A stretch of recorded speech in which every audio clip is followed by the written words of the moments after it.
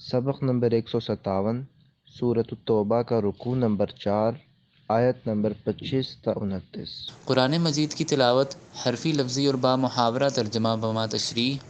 حافظ محمد قاسم خان کی آواز میں۔ بسم اللہ الرحمن الرحیم۔ لقد نصركم الله في مواطن كثيرة ويوم حنين إذ أعجبتكم كثرتكم فلم تغن عنكم شيئا وضاقت عليكم الأرض بما رحبت ثم وليتم مدبرين۔ لقد تحقیق نصرکم اللہ مدد کی تمہاری اللہ نے فی مواطن میدانوں میں کثیرۃ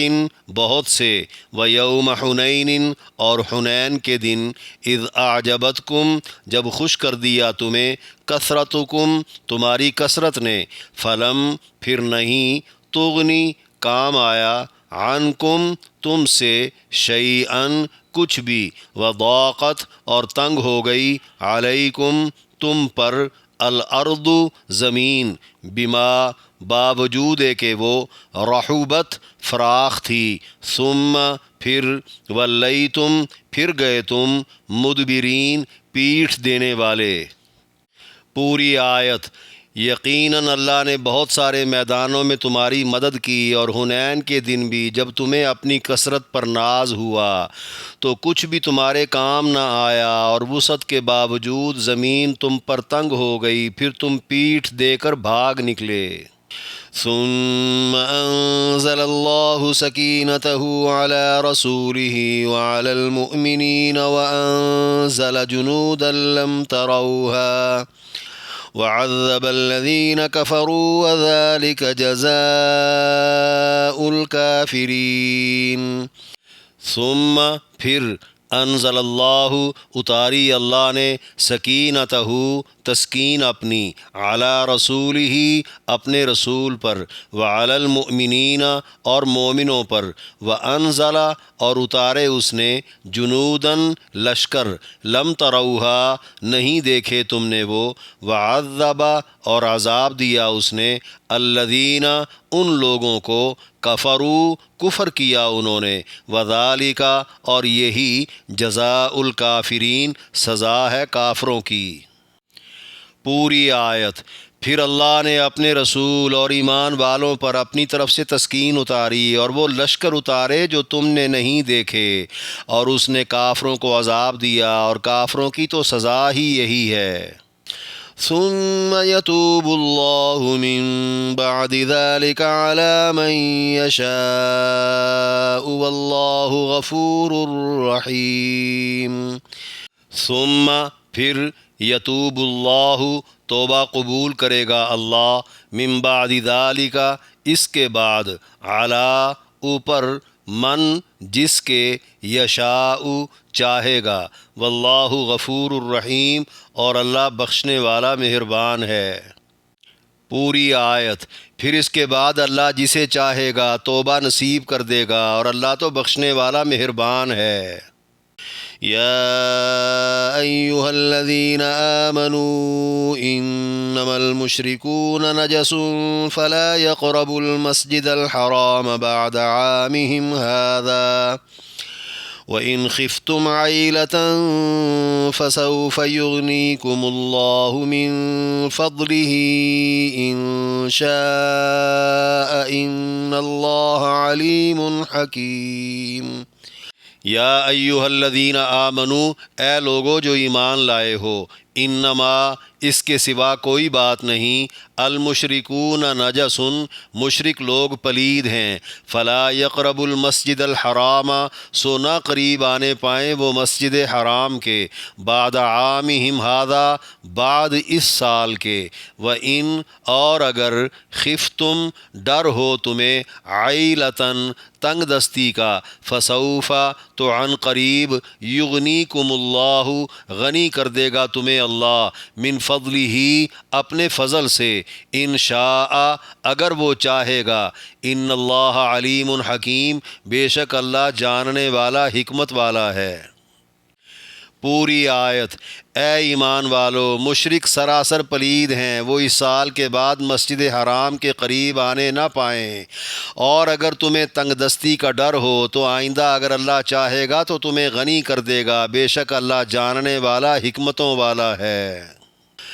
قاتلوا الذين لا يؤمنون بالله ولا باليوم الآخر ولا يحرمون ما حرم الله ورسوله ولا يدينون دين الحق من الذين أوتوا الكتاب حتى يعطوا الجزية عن يد وهم صاغرون۔ قاتلو، لڑو تم، الذین، ان لوگوں سے جو لا یؤمنون باللہ، نہیں ایمان لاتے اللہ پر، ولا بالیوم الآخر، اور نہ یوم آخرت پر، ولا یحرمون، اور نہیں حرام مانتے وہ، ما، اسے جو حرم اللہ، حرام کیا اللہ نے، ورسولہ، اور اس کے رسول نے، ولا یدینون، اور نہیں دین مانتے وہ، دین الحق، سچے دین کو، من الذین، ان لوگوں میں سے جو اوت الکتاب، دیے گئے ہیں کتاب، حتیٰ، یہاں تک کہ یعطو، دیں وہ، الجزیۃ، جزیہ، عن یدن، اپنے ہاتھ سے، وہم، اور وہ، صاغرون، ذلیل ہوں۔ پوری آیت۔ تم ان سے لڑو جو اللہ اور یوم آخرت پر ایمان نہیں لاتے اور وہ اسے حرام بھی نہیں جانتے جسے اللہ اور اس کے رسول نے حرام کیا ہے، اور نہ ہی وہ سچے دین کو دین مانتے ہیں، ان میں سے جنہیں کتاب دی گئی، یہاں تک کہ وہ ذلیل ہو کر اپنے ہاتھ سے جزیہ دینے لگیں۔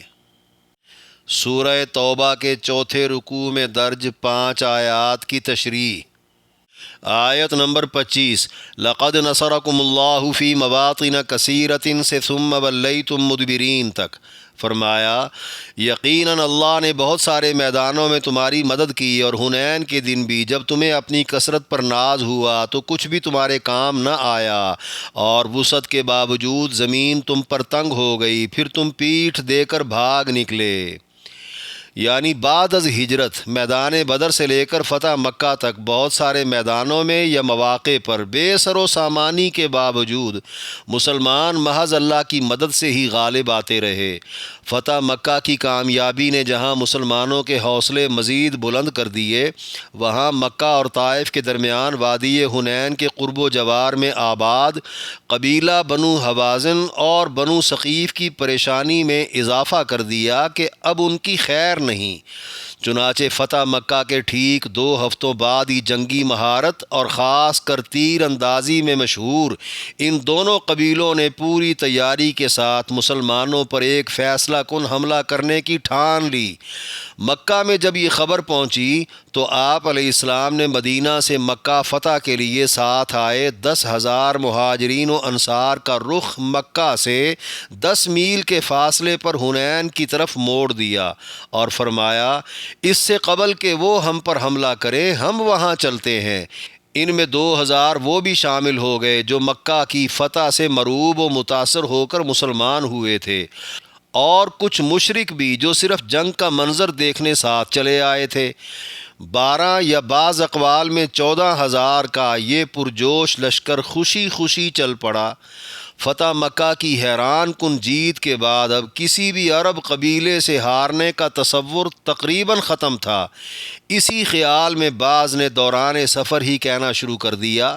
کہ ماضی میں تھوڑے ہو کر بھی ہم فاتح رہے ہیں، اب کی بار تو پھر بھی ہم بہت زیادہ ہیں۔ چونکہ آفاقی فلسفے میں جیت ہار کبھی بھی قلت و کثرت کی بنیاد پر نہیں ہوئی، اس لیے خدا کو یہ اترانا پسند نہ آیا، اور اللہ کا کرنا کہ حنین کے میدان میں فتح کے قریب جب پہنچے تو گھاٹیوں میں چھپے بیٹھے دشمن کے دستوں نے تیروں کی ایسی بارش کر دی،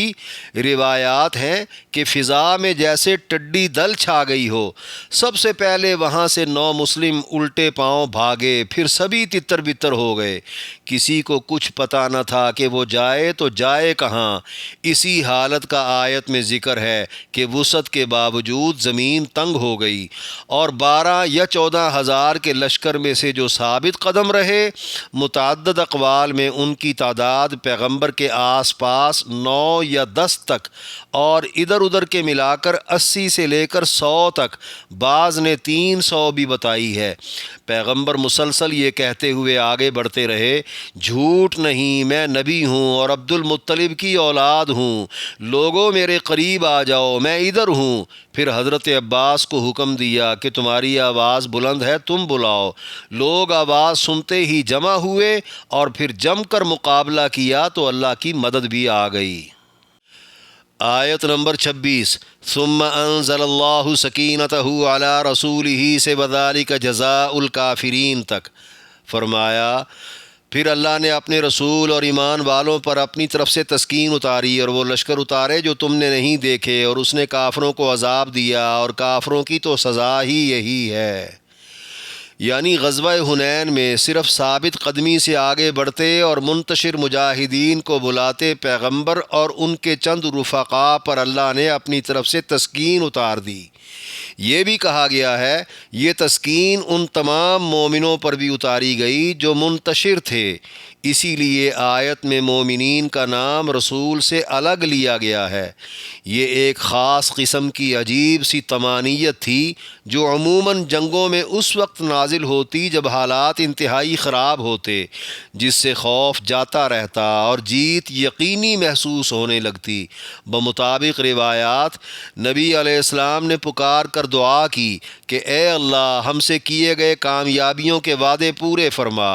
اس کے بعد پیغمبر نے بحکم خدا زمین سے مٹی اٹھا کر فرمایا چہرے بگڑ جائیں، اور مٹی ہوا میں اچھال دی جو دشمن فوج کی آنکھوں میں جا پڑی۔ ساتھ ہی آسمان سے فرشتوں کا نزول ہو گیا جنہیں کوئی دیکھ نہ سکا، مگر جانبین کے چند لوگوں نے آثار محسوس کیے جو متعدد روایات میں مذکور ہیں۔ خدا کا کرنا، جب سارے مسلمان جمع ہو کر حملہ آور ہوئے تو کافروں کی خوب درگت بنی، اور 70 قتل کر کے کئی ہزار قید کر لیے گئے۔ 60,000 مویشیوں سمیت چاندی کے ڈھیر مال غنیمت میں ہاتھ لگ گئے۔ کفار کے لیے عذاب آخرت سے قبل اللہ نے دنیا میں یہی عذاب تجویز کیا جو ان کے کفر و غرور کی سزا تھی۔ آیت نمبر 27، ثم یتوب اللہ من بعد ذلک علی من یشاء واللہ غفور الرحیم، فرمایا پھر اس کے بعد اللہ جسے چاہے گا توبہ نصیب کر دے گا، اور اللہ تو بخشنے والا مہربان ہے۔ یعنی غزوہ حنین میں شکست کھانے کے بعد یا 70 کافروں کے قتل کے بعد قید ہونے یا فرار ہونے والوں میں سے اللہ اپنے علم کے مطابق آئندہ جسے چاہے گا توبہ کی توفیق دے گا۔ اسی لیے پیغمبر کے مقابلے میں آئے کفار کو آسمانی عذاب سے ہلاک کرنے کی بجائے جنگ میں ذلیل اور مغرور قسم کے کافروں کو قتل کیا گیا تاکہ بچ جانے والے توبہ و رجوع کر سکیں۔ یہ بھی اللہ کی صفت غفور اور صفت رحیم کا مظہر ہے۔ تاریخ شاہد ہے شکست خوردہ قبیلہ بنو حوازن کا 14 رکنی وفد 11ویں دن بارگاہ نبوت میں حاضر ہو کر توبہ کا اعلان کرتا ہے اور رحم مانگتا ہے۔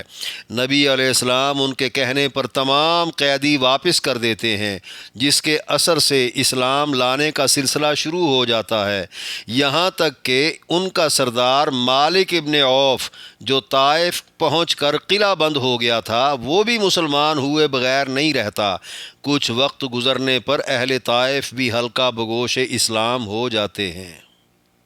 آیت نمبر 28، یا ایھا الذین آمنوا انما المشرکون نجس سے ان اللہ علیم حکیم تک، فرمایا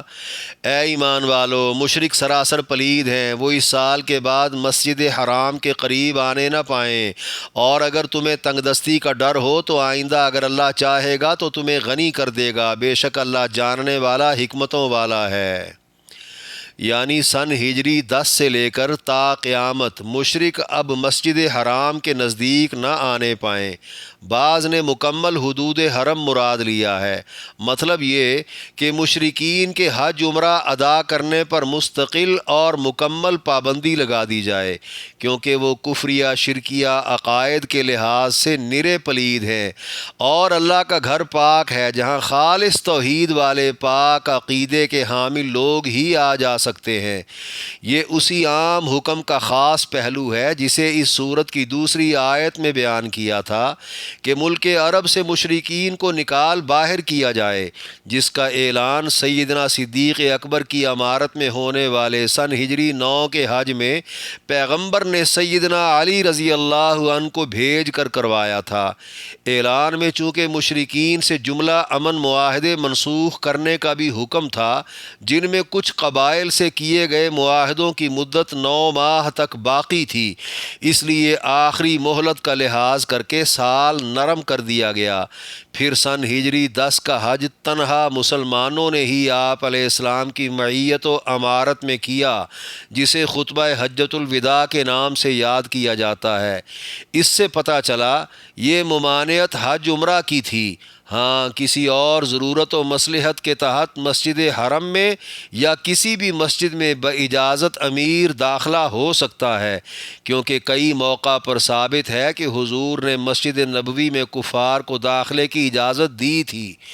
اس قدر سخت حکم سے یہ خدشہ لاحق تھا کہ مشرکین اگر نکل گئے تو اہل مکہ کی آمدن بری طرح متاثر ہوگی اور خوراک اور دیگر ضروریات کی قلت پیدا ہو جائے گی، کیونکہ مکہ کی تجارتی منڈیاں زیادہ تر بیرونی دنیا کے آنے سے ہی نفع بخش ہوتی تھیں۔ اس پر اللہ کا کہنا ہے کہ وہ مسلمانوں کو اپنے فضل سے مالا مال کر دے گا اگر اسے منظور ہوا تو۔ اس جملے سے یقین پختہ کروانا مقصود ہے کہ خدا اگر نہ چاہے تو روزی کے اسباب و وسائل سب بیکار ہیں، یا یہ مطلب ہے اسباب نہ بھی نظر آئیں تب بھی وہ کشادگی پر قادر ہے، اس کے لیے اسباب پیدا کر دینا مشکل نہیں، لہذا نگاہ صرف اسی خدا پر مرکوز رکھی جائے جو اسباب بنانا جانتا ہے، اور منافع کو اسباب سے جوڑنا اس کی حکمت ہے۔ یا پھر یہ مطلب ہے کہ اللہ مسلمانوں کی ضرورتوں کو جاننے والا ہے، مگر وہ جو بھی حکم صادر کر دے حکمتوں سے خالی نہیں ہوتا۔ آیت نمبر 29، قاتل الذین لا یؤمنون باللہ سے حتی یعطوا الجزیۃ عن ید وہم صاغرون تک فرمایا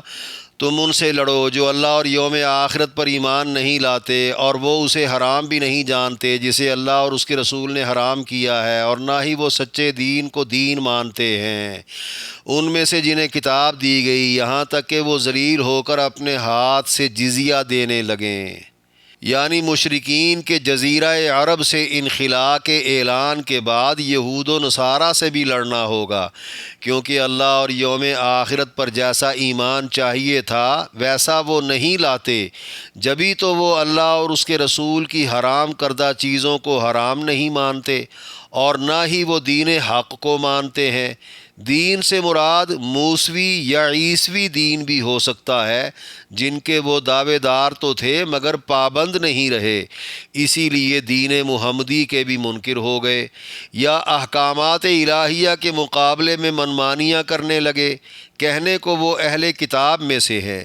جزیرہ عرب کے مشرکین کی طرح اسلام نہ لانے پر انہیں قتل کرنے کی بجائے صرف ان کی طاقت کو توڑ کر ان سے جزیہ وصول کرنا ہے۔ ذلیل ہو کر اپنے ہاتھ سے دینے کا مطلب ہے کسی اور کے ہاتھ سے نہ دلوائیں تاکہ انہیں اپنی ذلت کا شدید احساس ہو، یہ بھی کہ وہ مسلمانوں کی حاکمیت کو تسلیم کر کے ان سے اپنی جان و مال کی امان حاصل کریں۔ بقول مفسرین، آیت کے عموم کے لحاظ سے یہ حکم دنیا بھر کے سب کافروں کے لیے ہے، مگر اہل کتاب کا اس لیے کہا کہ وہ نبیوں، کتابوں اور خدا تعالیٰ پر ایمان کے مدعی تھے۔ اس دعوے کی بنا پر مسلمانوں میں ان کے لیے نرم گوشہ تھا جسے زائل کیا گیا۔ ان کے لیے یہی رعایت کافی ہے کہ وہ اپنے مذہب پر رہیں بشرطے کہ مغلوب ہو کر جزیہ ادا کریں، ورنہ پھر قتال ہے۔ نبی علیہ السلام کی حیات طیبہ میں جزیرہ عرب کے لیے بھی یہ رعایت برقرار رکھی گئی، لیکن بحوالہ روایت بخاری آپ نے وفات سے قبل وصیت فرما دی کہ جزیرہ عرب سے یہود و نصارہ کو نکال دیا جائے، جسے سیدنا فاروق اعظم کے دور میں پورا کیا گیا۔ بحوالہ تفسیر روح المعانی حضرت مجاہد کا کہنا ہے، یہ آیت رومی عیسائیوں کے ساتھ ہونے والی جنگ تبوک کی تمہید ہے، جہاں 20 دن قیام کر کے پیغمبر نے اہل کتاب کی متعدد بستیوں کو جزیہ ادا کرنے کی شرط پر امان دی تھی۔ اسی طرح ہجر کے مجوسیوں سے بھی جزیہ لیا گیا تھا۔ جزیہ صرف جان بخشی کا بدل ہے،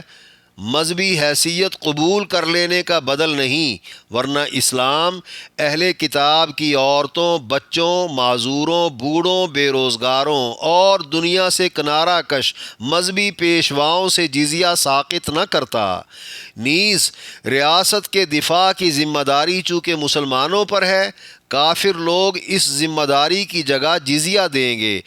زمانہ نبوت و خلافت کے فیصلہ جات کی روشنی میں ہر کافر کی مالی حالت کا جائزہ لے کر جزیہ کی مقدار کا تعین کرنا ریاست کی ثوابدید ہے۔ بحوالہ تفسیر مظہری پھر پیغمبر کی یہ بھی ہدایات تھیں کہ حیثیت سے زیادہ بوجھ نہ ڈالا جائے۔ نبی علیہ السلام نے فرمایا، جس کسی نے غیر مسلموں پر ظلم کیا، کل قیامت کے دن ظالموں کے مقابلے میں اللہ کا نبی مظلوم غیر مسلموں کے ساتھ کھڑا ہوگا۔